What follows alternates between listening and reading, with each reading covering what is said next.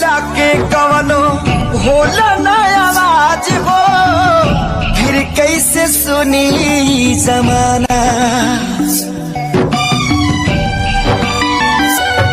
हो जईबू दोसर के तू कुछ दिन के बाद बा, दिल पगला रोई